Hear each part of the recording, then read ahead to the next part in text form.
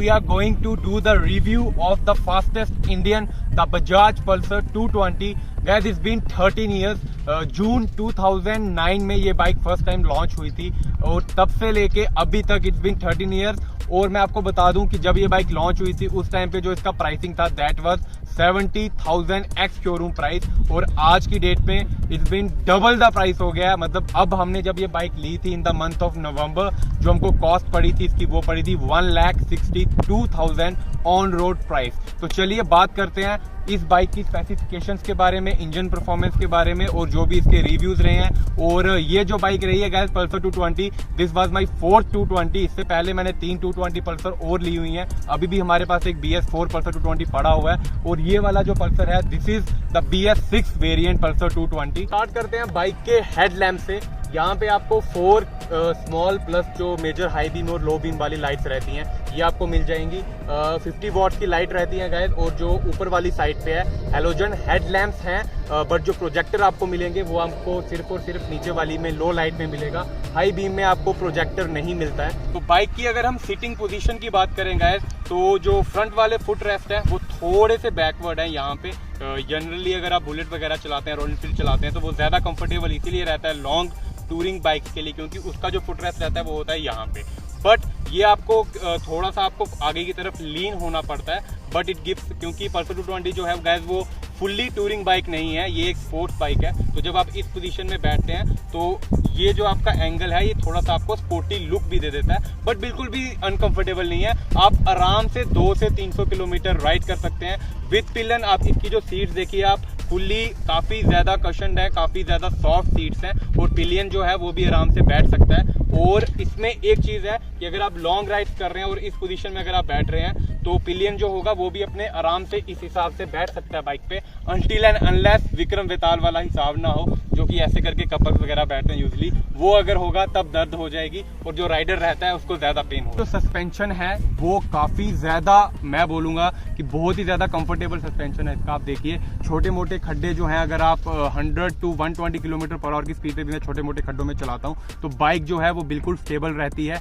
गिरती नहीं है एकदम से। और आप देखिए अभी भी ये जो मैं पत्थरों पे चला रहा हूँ, देखिए कितनी ज्यादा कंफर्टेबल है। इसके जो शॉकर्स हैं एब्जॉर्ब कर लेते हैं छोटे मोटे शॉक जितने भी रहते हैं, उसमें आपको कोई भी दिक्कत नहीं आती है। और टूरिंग के लिए भी ये बाइक मैं बोलूंगा कि बाकी इसके कॉम्पिटिटर्स के हिसाब से सबसे ज्यादा बेस्ट बाइक यही है। अभी के टाइम पे इसका अगर कोई कॉम्पिटिटर बचा हुआ है तो वो है CBZ एक्सट्रीम। जो इंजन गार्ड इन्होंने दिया है ये पहले नहीं आता था, तो इससे हुआ क्या, क्योंकि पल्सर 220 गैस जो है ये हाफ फेयरिंग मशीन है। इसके कॉम्पिटिटर में 2 से 3 बाइक थी, बट जो मेन कॉम्पिटिटर था वो था करिश्मा RX हीरो की, जो कि हाफ फेयरिंग बाइक में आता था। बट जब पल्सर 220 लॉन्च हुई थी करिश्मा RX का मार्केट ही खत्म हो गया गाइस, और उसके बाद से अभी BS6 वेरिएंट में आपको पल्सर 180 में 220 में ये इंजन गार्ड मिल जाता है, जिससे कि जो फुल फेयरिंग वाली कमी थी कहीं ना कहीं वो थोड़ी बहुत खत्म हो जाती है। अब बात करते हैं इसके गियर बॉक्स की, तो इसमें आपको 5 ट्रांसमिशन गियर बॉक्स मिल जाते हैं, जिसमें कि फ्रंट वाला डाउन है और ये न्यूट्रल है, देन 4 जो गियर्स हैं आपके वो अपवर्ड साइड पे हैं, और टोटल गियर जो इस बाइक में है 5 हैं। हाँ 6 गियर होने चाहिए थे 220cc के हिसाब से, बट कहीं ना कहीं उसकी कमी भी हमें थोड़ी सी खनकती है। बात करते हैं बाइक के इंस्ट्रूमेंट क्लस्टर की। सबसे पहले गाइस इस 220 में जैसे KTM को हम लोग स्टार्ट करते थे तो एक साउंड आती थी, वो साउंड में भी अभी वीडियो में कैप्चर हो पाए, आप सुनिए। ये साउंड जो है गाइस ये बहुत ही ज्यादा प्यारी लगती है। और बात करते हैं अब इसके इंस्ट्रूमेंटल क्लस्टर की, तो इसमें पल्सर 220 में आपको जो मीटर है वो एनालॉग प्लस डिजिटल दोनों मीटर आपको मिल जाते हैं। जो मीटर पे आइकन दिख रहे हैं ये जो आपको RPM लिमिट दिख रही है, पहले वाली जो पल्सर 220 रहती थी उसमें अगर आपका पेट्रोल जो है फ्यूल टैंक में वो कम है तब भी ये लाइट ब्लिंक करती थी, और अगर आप टॉप स्पीड पे बाइक चला रहे हैं दैट मीन्स हाई RPM पे बाइक चला रहे हैं तब भी ये लाइट ब्लिंक करती थी। बट अब BS6 में सिर्फ और सिर्फ जब आप जो इकोनॉमी स्पीड से हाई स्पीड पे दैट मीन्स की 1000 RPM के अब जब कभी भी बाइक रेव करेंगे उस टाइम पे ये लाइट ब्लिंक करेगी। अब बात कर लेते हैं ये 3 आइकन की। फर्स्ट वाला जो आइकन है गैस, ये आइकन है जब कभी भी आपका जो इंजन है वो हीट अप हो जाता है, जो कि पल्सर 220 में स्टार्टिंग में प्रॉब्लम थी, बट अब वो रिजॉल्व हो गई है। सेकंड वाला जो आइकन है ये हो गया सेटिंग्स का, दैट मीन्स कि अगर आपका जो एयर फिल्टर है उसमें उसको अगर चेंज करवाने का टाइम है तब ये ब्लिंक करता है। थर्ड वाला जो आइकन है गैस, ये है आपका इंजन ऑयल का। अगर इंजन ऑयल आपका खत्म हो गया है या फिर काफी ज्यादा जो थिक है वो हो गया हुआ है, तब भी ये लाइट ब्लिंक करेगी। तो बाकी बात कर लेते हैं इन 4 आइकन्स की। तो ये फर्स्ट वाला है, ये ABS का है। ये वाला जो रहता है गैस, ये हाई बीम और लो बीम का है। ये देखिए, ये हमने बाइक स्टार्ट करी, ये हाई बीम का है। और high beam gas please please please avoid किया कीजिए जितनी हो सके। ये वाला है न्यूट्रल का, और ये साइंस है indicator, left indicator and right indicator के। 2 कमियां हैं गैस जो मुझे इसके इंस्ट्रूमेंट क्लस्टर में सबसे ज्यादा खनकती हैं। वो है पहली कमी कि इसमें टाइम नहीं दिया गया है। मैक्सिमम आपके टाइम पे KTM के अगर आप बाइक देखेंगे उनमें टाइम दिया जाता है, जो कि टाइम आई थिंक बहुत ज्यादा जरूरी है देना। जो लोग घड़ी वगैरह नहीं पहनते, टाइम पता होना चाहिए। सेकंड चीज, गियर शिफ्ट जब आप करते हैं वो इंडिकेटर इसमें बिल्कुल भी नहीं है। गियर शिफ्ट इंडिकेटर इसमें नहीं दिया जाता है। हाँ, लेकिन इन्होंने जो अपडेट किया हुआ है वो इन्होंने क्या अपडेट किया हुआ है, इसमें आप देख सकते हैं अब यहाँ पे एवरेज फ्यूल इकोनॉमी दिखाता है। ट्रिप 1 ट्रिप 2 तो वो पहले भी था, बट जो सबसे बड़ा चेंज है वो है ये डिस्टेंस टू एम्प्टी वाला, जो कि मैक्सिमम आपको गाड़ियों के अंदर ही मिलता था। अब जितना भी आप पेट्रोल डलवाते हैं और जिस हिसाब से आपका ट्रिप है, लाइक ये आप देख सकते हैं ट्रिप 1 312 किलोमीटर का अगर आपने चलाया तो एवरेज फ्यूल इकोनॉमी इसकी दिखा रहा है 43 किलोमीटर पर लीटर। IFE क्या होता है गैस? IFE होता है इंस्टेंट फ्यूल इकोनॉमी।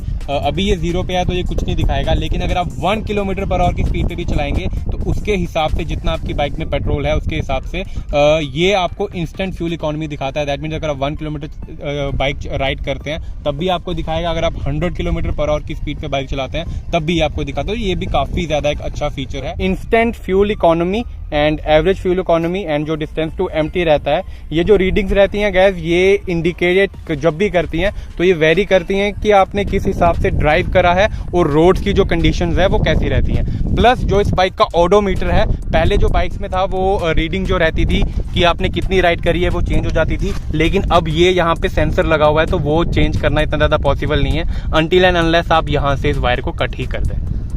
220 की जो इकलौती चीज जो कि दूर से ही पहचाना जाता है बैक साइड से पल्सर, वो है इस बाइक की ये टेल लाइट का।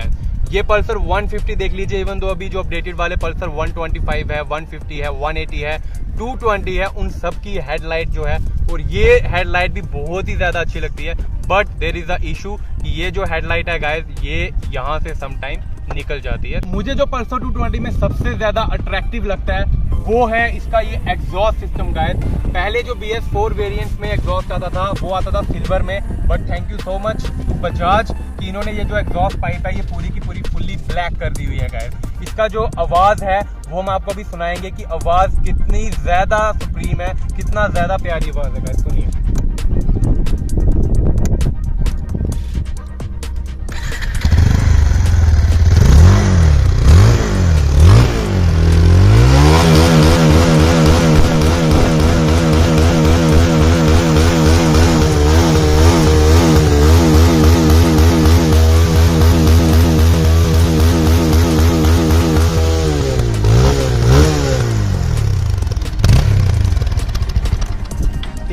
ये है इसकी ओरिजिनल साउंड, एग्जॉस्ट की साउंड। और अगर आपको ये एग्जॉस्ट साउंड जो है वो थोड़ी हैवी करनी है और ज्यादा आप चेंज करना चाहते हैं तो गैस ये जो पार्ट रहता है इसको बोलते हैं DP किलर। ये आप यहाँ से रिमूव कर सकते हैं, बट थोड़ा सा आपकी जो फ्यूल इकोनॉमी है उस पर फर्क पड़ेगा।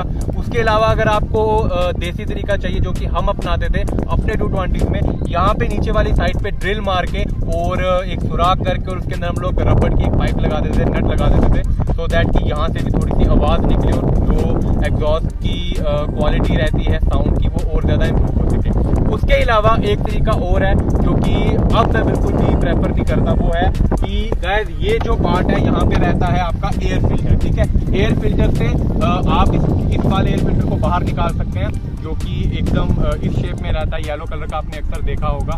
और आप K&N का फिल्टर आता है या फिर एक्रोविक के फिल्टर्स आते हैं वो आप यूज कर सकते हैं, बट वो काफी ज्यादा अफेक्ट करते हैं आपके इंजन पे और रिस्क भी रहता है कि इंजन जो है वो आपका सीज हो सकता है।